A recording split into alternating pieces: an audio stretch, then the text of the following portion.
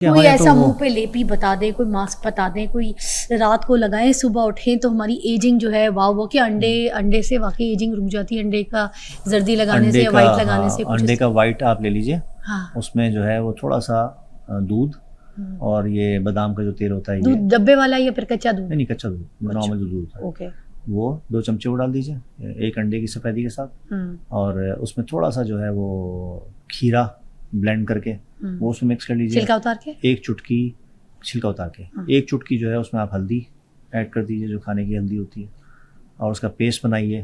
اور اس کو عموماً جن لوگوں میں ہوتا ہے کہ جی تھوڑا سا ایک کیا کہتے ہیں اسکن جو ہے وہ لوز ہوئی ہوئی ہے, تو وہ اس میں ملتانی مٹی بھی ایڈ کر دیں. ایک آپ کو لگے گا کہ تھوڑا سا ٹائٹنگ افیکٹ جو ہے اس کے نتیجے میں آ گیا.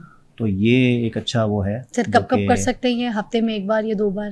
میرے خیال میں ویکلی کر لینا چاہیے, ویکلی کر لینا چاہیے لائف میں, ٹھیک ہے.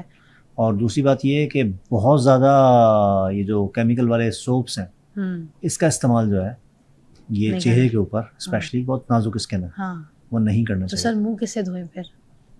مطلب میں کہہ رہا ہوں کیمیکل والے صابن, کیمیکل والے, ہاں کیمیکل والے نہ لیں. اچھا, ہربل سوپس وغیرہ جو ملتے ہیں, فیس واش ملتے ہیں, وہ ہم یوز کر سکتے ہیں. ہربل سوپس لے لیں. اور جیسے آپ پورے دن آفس میں ہیں, اب کچھ لوگ ہیں جو ہر دفعہ جا کے وضو بھی کر رہے ہیں تو جا کے صابن سے منہ دھو رہے ہیں, اور حالانکہ وہ اپنے آفس میں ہیں, تو ایز پر نیڈ چیزوں کو چلائیے. اچھا جی, ایک سر اور امپورٹنٹ سوال جو مجھے لگتا ہے آپ سے مجھے ضرور پوچھنا چاہیے کہ یہ جو ہم اپنے آپ کو جو نیند سے دور کر دیتے ہیں, ایک رات کی پہلی پہر کی نیند جس کے بارے میں ہم بات کرتے ہیں کہ اگر آپ کو صحت چاہیے تو رات کی پہلی پہر کی نیند, یہ پہلی پہر کون سی ہے جس کے بارے میں ہمیں سمجھ نہیں آ رہی ہے. اب رات ہمارے حساب سے کون سی ہے, کتنے بجے شروع ہوتی ہے وہ پہلی پہر, اور اگر ہم پہلی پہر سے آگے چلے گئے ہیں اور تب سوئیں گے تو کیا ہمارا جسم, ہماری جو بیماریاں یہ کیچ کر لے گا, یا نیند پوری نہیں؟ اور 8 گھنٹے کی نیند, از دیٹ امپورٹنٹ؟ بالکل امپورٹنٹ ہے, اور صحیح وقت پر امپورٹنٹ ہے. جو آپ نے کہا نا کون سے پہر کی نیند, تو اندھیرا بیسیکلی اس کا آپ وہ جواز بنا لیجیے کہ جس وقت اندھیرا ہو جاتا ہے تو وہاں سے پھر یہ فنومینا شروع ہو جاتا ہے. لیکن ظاہر بات ہے ہماری اپنی ذمہ داریاں ہیں, ہمیں مغرب کے بعد اندھیرا ہو جاتا ہے, مغرب پڑھی, اس کے بعد کھانا وانا کھایا, اچھا ٹائم تو وہی ہے, پھر آپ نے عشاء پڑھ لی, عشاء کے بعد تک آپ کا جو کھانا ہے وہ ہضم بھی ہو گیا, اور اس کے بعد پھر آپ ایک اچھی نیند لیجیے, اندھیرے میں نیند لیجیے, ٹھیک ہے. گیجٹس کو اپنے آپ سے ٹائم پیریڈ بھی مجھے بتائیے گا. ایک جیسے اگر ہم وقت کے حساب سے بتا دیں لوگوں کو آسان ہو جائے گا, 7 بجے کے بعد, 7:30؟ نہیں, میں نے کہا نا جیسے گرمی ہے, اس میں مغرب عشاء جو ہے بہت لیٹ ہوتی ہے, تو وہ پڑھ کے ظاہر بات ہے پھر ٹائم ہو گیا. اوکے, ٹھیک ہے.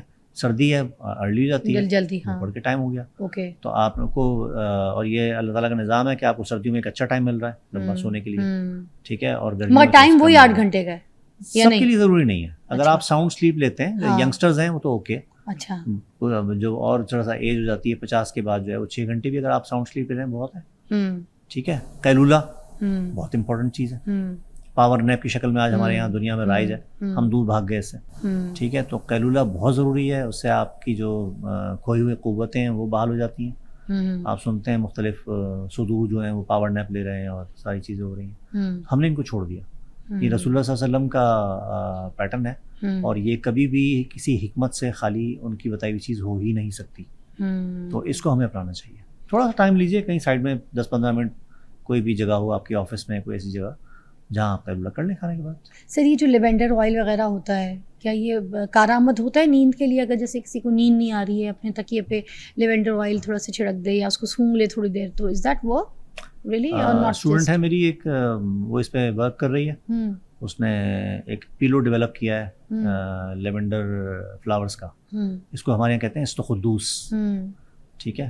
اور اس کے اندر یہ پراپرٹی ہے کہ یہ سودنگ اور کامنگ ایفیکٹ جو ہے وہ ڈیولپ کرتا ہے. اس کی خوشبو بڑی بھینی بھینی سی ہوتی ہے, تو اس سے اگر کوئی ایز سچ کمپلیکیشن نہیں ہے کہ آپ کو کوئی مسئلہ ہے, تو بہت سارے لوگوں کو. سر میں اپنی بچی کو کرایا کرتی تھی, میں بہت, کیونکہ آپ کو پتہ ہے شوبز میں تھی تو بچی بہت چھوٹی تھی, 3-6 ماہ کی تو بچی تھی, چھوڑ کے کام پہ جانا ہوتا تھا, تو میں اسی طرح بوٹل میں, جو میں آپ کو اسی لیے سوال کر دی, بوٹل میں اسپرے کر کے تکیے میں تو میں اس کو سلاتی, ڈیپ سلیپ لیتی تھی, تب تک سوتی تھی جب تک میں صبح نہیں اٹھتی تھی. بڑے مزے سے. بہت اچھا اس کا افیکٹ آتا ہے. ہاں مطلب چھوٹے بچوں پہ تو بڑا ہی, اب جب سے بڑی ہوئی تو ضرورت ہی نہیں ہے, کیونکہ میں بھی ارلی رائزر ہوں, جلدی سوتی ہوں, وہ بھی جلدی, مگر یہ ایک چھوٹے بچوں کے لیے مجھے لگتا ہے it's a very good practice. اور بے ضرر ہے, بے ضرر ہے ایسا نا. کوئی نقصان نہیں ہے. اچھا, ڈاکٹرز بیماریاں چھپاتے ہیں, حکیم علاج بتاتے ہیں, کیا یہ سچ ہے سر؟ نہیں, جو چھپاتے تو شاید نہیں ہے, بلکہ چیزیں جو ہیں وہ آج لیب رپورٹس کی شکل میں اور ڈفرینٹ قسم کے جو مارکرز ہیں اس کی شکل میں بہت کلیئر ہو جاتی ہیں, اور اس میں ہمیں جو بھی لوگ یہ کام کر رہے ہیں, میں اس ساری جو ہم باتیں کر رہے ہیں اس میں میں قطعاً کسی پیتھی کے کسی سسٹم کے خلاف نہیں ہوں, ٹھیک ہے نا. اور میں آپ کو ایک بات بتاتا چلوں کہ یہ حکیم صاحب کا ویژن تھا کہ سب لوگوں کو مل کے بیٹھ کر انسانی صحت کے لیے, انسانیت کے لیے کام کرنا چاہیے, فلاح کے لیے. اپنی دکان نہیں بیچنا چاہیے, یہ انسانیت کے لیے کام کرنا چاہیے. کیا بات کیا. بالکل. انہوں نے پڑھانے کے لیے ڈاکٹرس کو بھی انگیج کیا, واہ. انہوں نے پڑھانے کے لیے فارماسسٹ کو بھی انگیج کیا, واہ. اور اپنے لوگوں کو بھی انگیج کیا, اور یہ پھر اچھی چیز جو ہے چلی, اور اسی کا نتیجہ ہے ان کی محنت تھی کہ ایک جگہ کراچی شہر کے سے بہت دور جا کر ہم لوگ جایا کرتے تھے اس وقت, تو وہ سلسلہ شروع ہوا, اور آج وہ پاکستان کی کوئی 8, 9, 10 یونیورسٹیز میں چل رہا ہے. ماشاء اللہ. یہ اللہ تعالیٰ نے اللہ تعالیٰ ان کو اور آپ سب کو اس کا رہتی زندگی میں اجر دے, خیر عافیت سے. سر مجھے بتائیے گا کہ یہ جو IVF ٹیسٹ ٹیوب بیبی جو ہوتی ہے, یہ سارا کچھ اگر کوئی نہیں کروانا چاہتا اور بانجھ پن ہے کسی کو اور بچہ پیدا کرنا چاہتا ہے, جو کہ سب کی خواہش ہے, اولاد تو ایک سب سے بڑی خوبصورت نعمت ہے, اللہ تعالیٰ سب کو عطا کرے, جن کی نہیں ہے خاص ان کو کرے, آمین ثم آمین. تو مجھے بتائیے گا کہ پھر کیا اس میں حکمت کا کوئی علاج ہے, ایسا صحیح علاج؟ جی بالکل علاج ہے, بالکل علاج ہے, اور بہت سارے لوگ اس سے استفادہ کرتے ہیں. بہت ساری دوائیں ہیں, ساتھ ساتھ اچھا دونوں طرف ہے نا معاملہ, ہمیں دیکھنا ہوتا ہے مرد اور عورت دونوں کا. مرد موسٹلی کیونکہ انا کے طور پہ جاتا نہیں ہے, علاج کراتا نہیں ہے, پوچھتا نہیں ہے, ٹیسٹ نہیں کراتا, وہ اس کو گالی سمجھتا ہے, مگر عورت بیچاری کو کیونکہ پوائنٹ آؤٹ کیا جاتا ہے, بہت سی ڈیفورس ریٹ اس وجہ سے ہے.